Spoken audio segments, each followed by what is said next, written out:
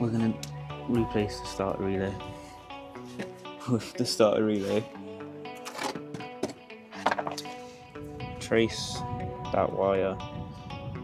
Right, let's just disconnect this one. That is on. I've got it started, so new starter motor, different fucking battery. I think that one's gone.